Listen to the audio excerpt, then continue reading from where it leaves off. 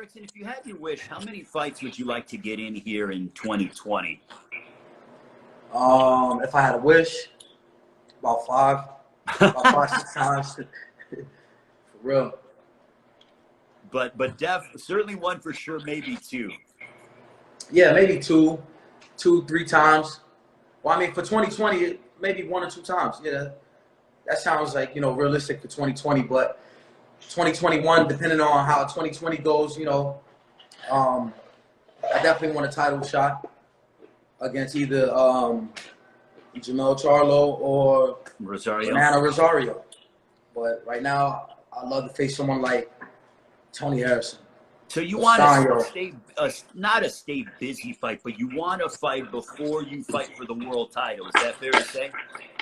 It's up to my team, for real. I feel like I'm ready, but, my team will know best. If they feel like we need a tune-up fight, or not even a tune-up fight, but just a number 1 contending matchup, or someone like J-Rock, someone like Tony Harrison. I want Tony Harrison. I'm going to keep saying that. I want Tony Harrison. So that's the guy that's who's on your wish list more than I anybody. I want Tony Harrison.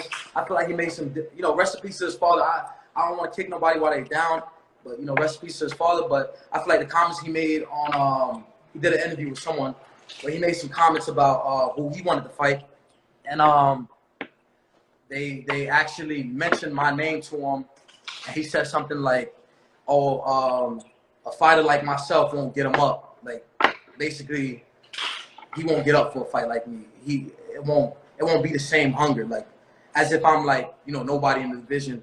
And he's saying that he wanted, because I watch these interviews. Sometimes I watch these interviews and I like, see what they got to say, and like, who they, what direction they're going towards, just so I can stay, stay on point.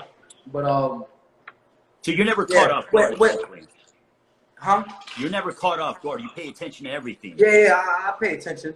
I just don't like the comments that he made about, like, him wanting to fight the best of the best. When I feel like in this division, who's better than, it don't get better than me. It don't get better than me, especially after coming off a loss with Charlo, him being the number 3 in the WBC, I'm being the number 1 contender in the WBC, him saying that he wanted the top of the top fights. I remember he did another interview talking about he wanted to fight Jorge Cota. He wanted to fight Terrell Gausha.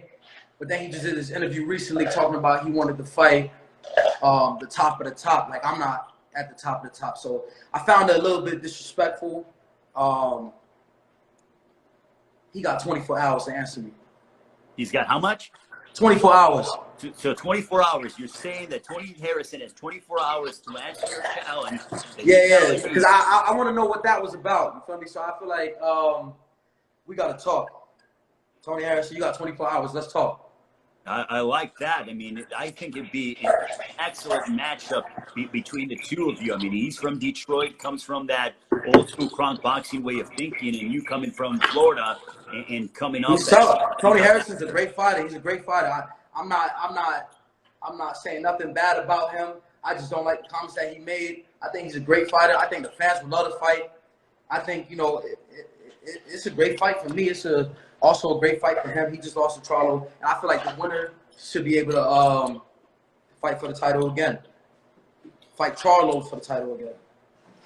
Erickson, with all this experience that you've had, how much does that help you moving forward in your career? Because Floyd Mayweather, who is, just did so much and without a doubt will make it into the Hall of Fame, but he said that there are levels to this game. Do you feel like because you've been able to go through what it is to be in a main event and to, with all that you've dealt with in your career, that now you're better suited for it and can really make a significant and a substantial run? Say it again for me. Do you feel like with all the experience that you have, it's going to benefit you moving forward, even though you're still relatively young? Yeah, for sure it is. I feel like, experience is the best teacher. So with me being in there, facing adversity so young, and being able to bounce back from that, because with the Nathaniel Gallimore fight, that was a fight that was actually short notice. We had Terrell Gausha, he pulled out the fight, so Gallimore had to just step in with about 2-3 weeks, but he was already in shape. he had a fight coming up. So, you know, I feel like with those type of fights and that type of experience, I feel like it did nothing but help. And then I'm getting with someone like Kevin Cunningham, who's been to the top, not just no regular just getting there. He actually got to the top. He's took in Corey Spinks, he took in Devin Alexander, Adrian Broner. He took them boys since they was young, and you know, brought them to multiple world titles. And I feel like he could do the same with me. And I feel like, you know, me and Kevin, we got a great bond, you know, and you know, come 2020, 2021, it's gonna be real exciting. The one item that I see about Kevin Cunningham with all of his fighters is that he is very big on instilling discipline to his fighters. You know, is that the case when it comes to the way Kevin Cunningham runs his operation and his gym, and you know, along you guys as well? That's just how he is. You know, he's a zero tolerance trainer. He don't bullshit, man. Kevin don't bullshit. You know, he makes sure he's hands on with his fighters too. You know, when we're in strength and conditioning, you know, strength and conditioning trainers, well, usually regular trainers would like let their fighters go to strength and conditioning and other workouts by themselves. But Kevin's the type, he wants to see what type of work you're putting in and see the progress, and just, you know, he want to see everything. He just want to be there. He want to make sure, like, you know, we go into the fight with no doubt in our heads, you know, no doubt that we didn't train hard enough, no nothing. So when we go out there, we out there dominating for sure. Now, Erickson, are you living down in West Palm Beach, Florida, year-round, or do you just go down there during training camps? How does that work? This is where I live. It's where I actually live now. Okay. I moved from Orlando about 2017. I moved to West Palm. 2018, I got with Kevin Cunningham. How important is it for you to maintain being in the gym year-round? Not that you don't take breaks after fights, but to, you know, maintain, you know, your weight. We hear it, you know, from fighters that, hey, you know, after a certain amount of time, I know that I have to maintain around my weight, not to run up and down and everything else. Are all those things, you know, items that you take into account? Yeah, I mean, Kevin, he's on top of everything. He don't want any of his fighters getting out of whack or, you know, getting too out of shape. He wants you to make sure, like, you know, he'll give you your time off. He's not just gonna, you know, he's obsessive with it. You know, we all obsessive with winning, but it's not like he's gonna just be there, you know, after a fight telling you to get back in the gym on Monday. You know, we gotta keep going hard. He's gonna give you the time that you need off. You know, we put in hard 10 weeks. We put in hard 9 weeks. So, you know, he's going to give you the time that you need off. And when it's time to get back to work, you got to get back to work. You don't want to hear no excuses. You don't want to hear nothing about nothing. You just want you right back in the gym. And that's what we do every time. We hear it from boxing historians, Erickson, that they love to see the old days of the 80s when guys fought each other at welterweight, super welterweight, middleweight. With the talent pool that is currently at 154, do you feel like we could see some classics and sort of get back to those old school days where the best fight the best and everyone's fighting everyone to determine who is truly the cream of the crop in the division? Yeah, something like the Hagler Hearns era where everybody fought everybody. Best fought the best. And, you know, they were able to, you know, just mix it up and give the fans what they wanted. They were able to mix up, you know, Hagler versus Hearns, Hagler versus Ray Leonard. You know, just mixing up the great fights that the fans want to see. Yeah, I think 154 pounds is the best division in boxing. You think 154 is the best division in boxing? Yeah, for sure. The most competitive. Wow. Well, there's so many names that I know that you would love to step inside the ring with. First of all, that being Tony Harrison. You know, do you feel like you're going to stay here at 54 for a long time? You know, how are you feeling when it comes to weight? Because as you get into your mid-20s, you know, I know some guys have issues. They go up in weight. How long do you see yourself here at 154? Well, I got to go at 154 pounds. It's you know, obviously become world champion. I want to take over the division. I feel comfortable. So I feel like right now I'll be able to stay at 154 pounds for probably, you know, just a year and a half, 2 more years. So the next 18 months to 2 years, you'll be at 54. Possibly. and then go up to 60. Yeah, possibly. Yep. I got Yeah. you. And I'm not finally, moving down. I'm moving up. you're going up. Yeah, I'm not moving down. I'm going up. And again, we appreciate the time from Erickson Lubin, the super welterweight contender. Erickson, as we get ready to let you go find a few questions, but what do you want to tell the rest of the division if they're watching now? Because we know we get a lot of eyes and ears from everybody, but what do you want to tell the rest of the 154 pounders that are watching? I want to tell the whole 154-pound division to, well, not the whole 154-pound division. I'm talking about the whole world. That Erickson Lubin is the best at 154 pounds. And the next months to show, I'm gonna be able to show it. 2020, 2021. Rematch with Charlo will be great. A fight with Tony Harrison will be great. A fight with Cassano will be great. I'm not ducking no smoke, and it's gonna be exciting to see how it plays out. And I'm almost sure that I'll come out on top. And Erickson, for those who don't know, you actually have named your hands a different, you've given them nicknames. Can you tell us the story behind that and let us know what's what? This is Jack and Sledge, my fist. It was just something we came up with in the gym, me and Jason. We just ran with it because it fits it perfect. And with the Olympics being the way that they are, Erickson, there is a possibility of the Olympics being postponed next year. When you were coming up through the ranks as an amateur, was that significant to you to make the Olympic team? Or, I know that you've gotten a lot of acclaim and a lot of great opportunities now being pro, but, what is your consensus way of thinking in regards to fighters who are maybe on the fence about if they should wait another year if the are postponed, or if they should turn pro? You were in a similar situation. I mean, well, it's kind of different for me because the Olympics had just passed. When I was highly touted to be, the number one hopeful, the Olympics had just passed. So I turned pro in 2013. The Olympics was 2012. I feel like as for all the young kids that's already pretty much on the team, because I feel like I think the Olympic trials already passed, so I think the team's already set, and all that's left is for them to qualify overseas. So for all those young fighters that's about to make the Olympic team, I feel like they should just stay in it. Just stay, not turn pro. They're only postponing it one more year. There's not much you can do this year anyway. So I feel like they should go ahead and try to get that gold medal for the USA. And Erickson, as we go ahead and wind down, the interview, with your record and the way things are, we saw that Deontay Wilder suffered his first defeat. Is there too much of an emphasis on undefeated records, or that people write individuals off after just one loss or two losses? Because how many times? Yeah, they like to do that a lot, but I never paid attention to it because look at the greats, of course, everybody wants to be undefeated, especially me. I'm obsessed with winning. I love winning. Losing just don't sit well with me. It wasn't able to sit well when Charlo beat me. I wasn't, I wasn't right for a couple weeks, and I just thought about it so much, and I'm just obsessed with winning. But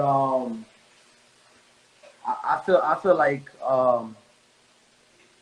most importantly, I'll be able to take over this division, and then it'll be just, and change people's thoughts and memories. And, they're so big on just, everyone staying undefeated, but there's a whole bunch of great fighters who aren't undefeated. I want to be undefeated. I'm obsessed with winning, but, I put that in the past, and I'm ready to move forward. I've moved forward, and, it's time to just take over, undefeated or not. I'm not undefeated. I'm unbeatable. Oh, you're unbeatable. I'm unbeatable now. I'm not undefeated no more. I'm unbeatable. Erickson, you pointed out early in the interview you were with Mike Tyson to begin with, and now you're with Premier Boxing Champions. Can you tell us about how much of a family it is, being with the Premier Boxing Champions banner, the mastermind, Al Heyman, who is, your relationship with Al and with everyone at BBC? Well, I mean, I feel like Premier Boxing Champions is the best in boxing. I never even thought about getting with anyone else. There's a lot of there's great promotions too. there's Eddie Hearn's Matchroom Boxing. I feel like if everyone joined and we were all able to fight each other, it'd be even better for boxing because the fans would be able to just, maybe subscribe to just one network, and we could all get it on one network, maybe on Fox, on Showtime. It won't matter, but I feel like if that happened, that'd be great. So kind of getting everyone together. Well, I think we're starting. Yeah, everyone together. I see. We're starting to see a little bit of that with with what we saw with Fury and Wilder. Yeah. Both networks working together. So I think we're starting to get to that point, Erickson. As it's smart for everyone to just kind of get along and everything else. For sure. Because 135 pounds is also great. That's a division I pay attention to. Well, I'm not nowhere near 135 pounds, but I feel like that's a great division because there's a whole bunch of young guys, young like myself, even younger than I am. Devin Haney, Ryan Garcia, Teofimo Lopez, Gervonta Davis is a great fighter. There's a whole bunch of dudes that can move up as well, like Shakur Stevenson, Richardson Hitchens, he's a great fighter. And all those young guys is making, it's almost like the young guys are starting to take over boxing. Because you got guys like Shakur Stevenson, he's already world champion. Devin Haney, he's world champion. So right there, Tank's world champion too. But I feel like that's great for boxing. And it's just like, we're inspiring the youth. We're young, but we're still inspiring the youth to go out there and be great and do things, the right way, positive. And Erickson, with all those young names that you mentioned, you're still in that category. But do those guys look up to you and say, "Hey, Erickson, you've been around longer than what we have because you turned pro so early." Do they ask you, like, how do I handle the pressure or how do I handle this or that? Because, you have veteran status now in boxing. Well, I mean, yeah, I'm a young veteran. I'm 23 fights in, and I got so many more fights to fight and just win and championships to win.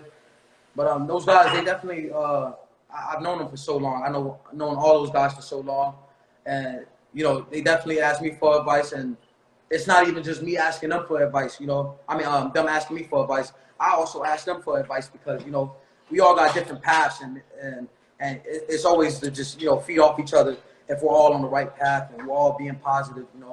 So yeah, those are my guys. They all great fighters, and I can't wait to see how 135 pounds play out.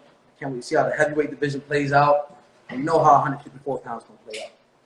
Well, who are some guys that you look up to that are mentors to you, aside from Kevin Cunningham, your other coach, Jason Galarza? Are there some other guys that you talk to that kind of give you advice and, or that you... I always get advice. All my friends and my brothers, they're all like pretty much role models to me.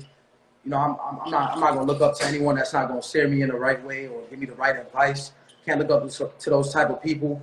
But my brother's in camp with me. He's in every camp with me. He's like pretty much like my assistant. Whatever I need done, he's always willing to help me out and just fix for me. So I got other people like Floyd Mayweather, who I talk to sometimes every time I see him. Mayweather's a great mentor. I feel like he's the best fighter of all time, of course. Mike Tyson, I still talk to him sometimes. He also has like a podcast that he wants me to join. So whenever it's safe to make it out to LA, I'm gonna join the podcast that he has. And I try to be a role model myself too, because I have a little one, and my son looks up to me. So I'm just trying to be in a circle of positivity, in a circle of champions, inside and outside the ring. And finally, Erickson, as we get ready to let you go, what do you want to tell all your fans and those that are watching as we continue to deal with the coronavirus pandemic? Hopefully we see you guys inside the ring sooner than later and watch you guys do what you do best. Yeah, I want all my fans to stay safe, stay home, stay inside. Try not to get sick, man. That way it passes by, and we can get boxing back on the road. And, everybody can get back to work. And, no deaths in the family. RIP to everyone my condolences go out to everyone that lost lost anyone during this pandemic. And, you know, it's just stay safe. Erickson, we appreciate the time, my friend. Always great seeing you, and we hope to see you sooner rather than later inside the ring.